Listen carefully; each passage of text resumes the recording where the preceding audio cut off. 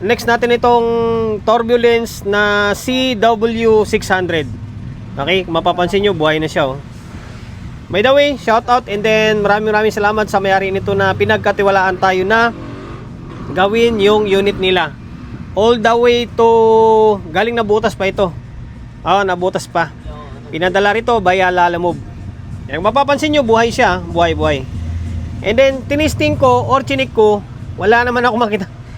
Parang goods naman siya kasi may audio siya, working siya. And then yung combo namin ni Bossing, hindi ko na matandaan kasi sa dami nang may message sa akin through Messenger, minsan hindi ko na matatandaan. Kaya ito, binubuksan ko na agad, tapos tinitesting ko na agad. Ngayon, naglagay ako ng audio input and then speaker. Pansinin nyo, may audio, di ba? May audio. Meron, di ba? Meron siyang audio.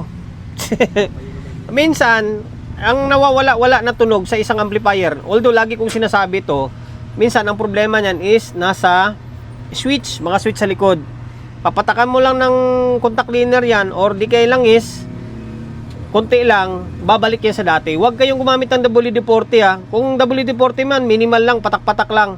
Huwag nyong tudo kasi mapupudpud yung simbras, luluwag lalong mawawalan ng tunog. Mas maigi pa nga yung mga singer na langis lang Okay? Yan, tapos galaw-galawin mo, mababalik sa dati yon. Ngayon, isa kasi sa request sa atin dito, once na pinapadala yung unit, automatic, nire-request sa atin is i-fix bias. Okay? Kaya, wala naman tayong gagawin na kung ano mang repair dito. Kaya ipapakita ko na lang sa inyo kung paano ko i-fix bias yung Turbulence na CW600. Kasi first time ko yata maka-encounter o makagawa ng Turbulence na CW600 Kaya ito, papakita ko sa inyo yung proseso and then yung biasing.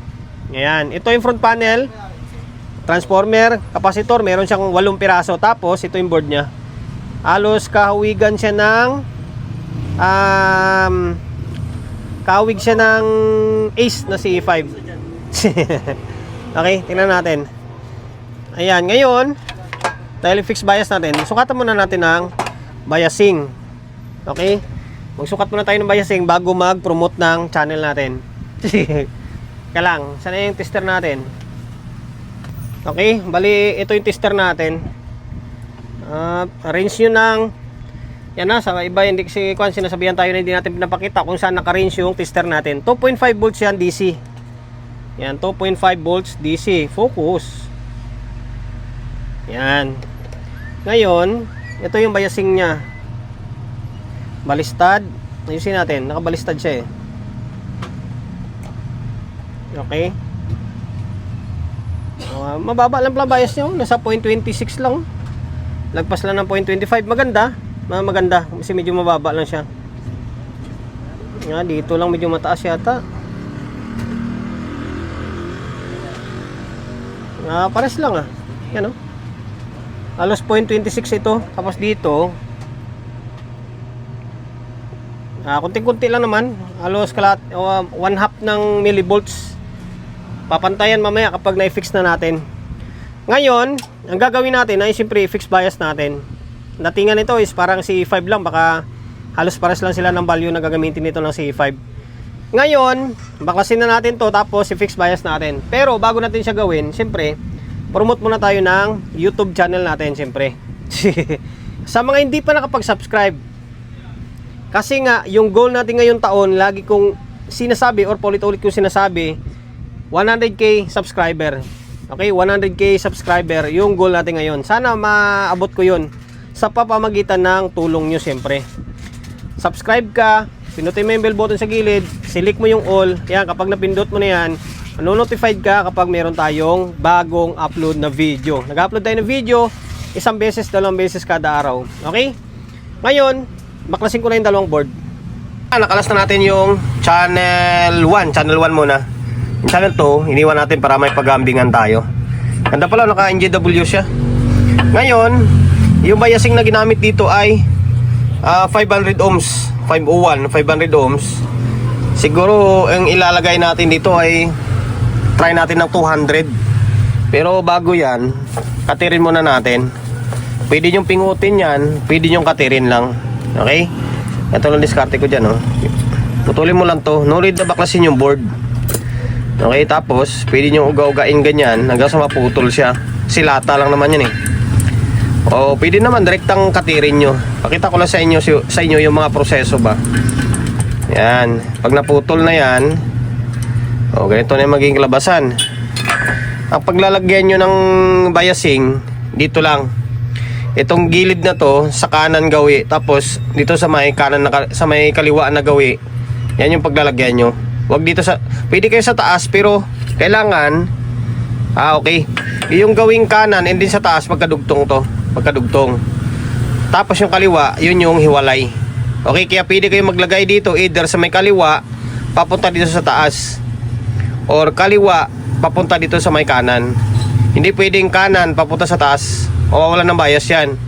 Kasi yung kanan and din taas magkadugtong lang. Mapapansin nyo. Diba? Magkadugtong lang sila, oh. Yan, kaya para hindi kayo malito, maigi, kaliwa kanan na lang lalagyan nyo. Okay, kaliwa kanan lang. Ngayon, try kong lagyan ng 200 ohms. Hanap muna ako ng 200 ohms. Okay, mali. Ito na, 200 ohms to, ah. Yan, red, black, brown. Okay, 200 ohms. Ngayon, try natin balik to. Napisto nyo kanina. Hindi, pag ito. Ayan, tapos salpak natin ito. Kahit yung supply lang muna na sa may main, pwede na to. Kahit di mo na nga ikabit yung iba dyan eh, may masusukat ka na yan eh. Okay, pag ganyan na lang muna. Ayun, yung tester natin sana. Okay, ito yung tester natin. 2.5, naka-range ng 2.5 yan ha. DC, hindi siya AC. Okay. Ngayon, switch on.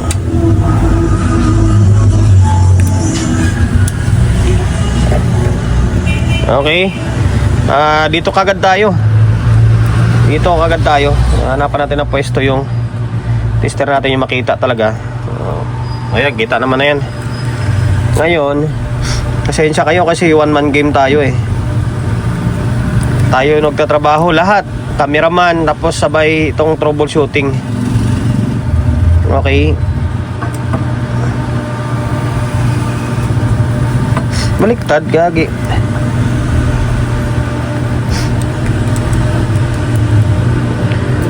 Eto.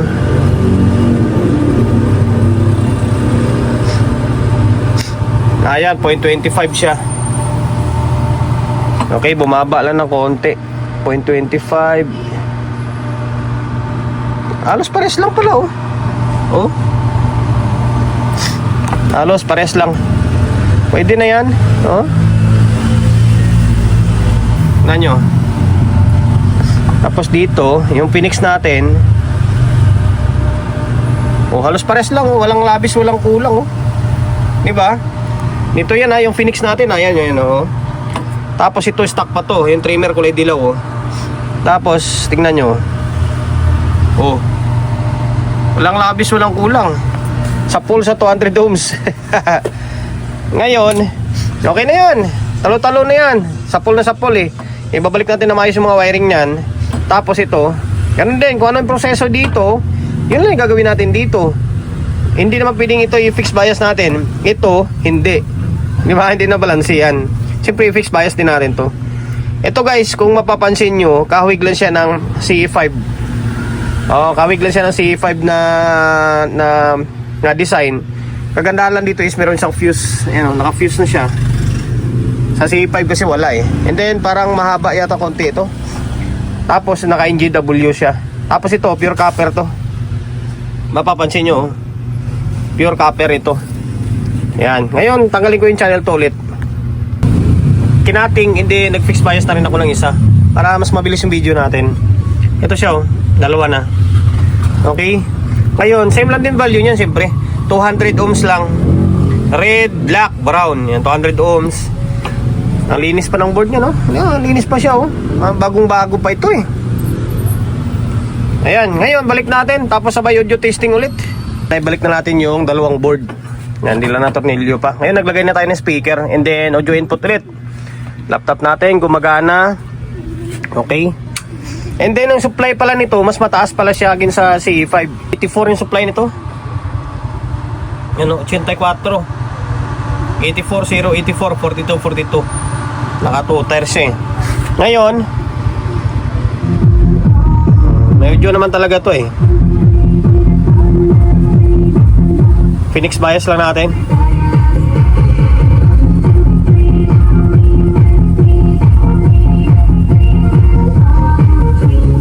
Okay, hanggang dito na lang ha. Pahabain pa ba natin yung oras natin dito? Yun lang naman yung binigay ko sa inyo naman na idea eh, kung paano i-fix bias ito. Halos same lang sila ng is na CE5 yata yung value na ginamit. 200 ohms sa biasing na 0.25. Okay? Ayun, hanggang dito na lang ah.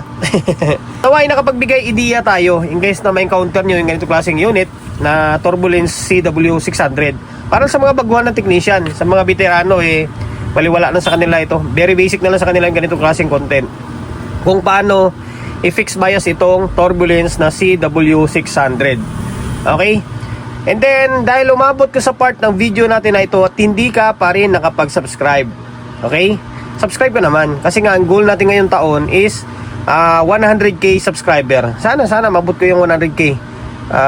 Pangarap pa yun. Pero, hindi ako nawawalan ng pag-asa. Sa tulong nyo, siyempre.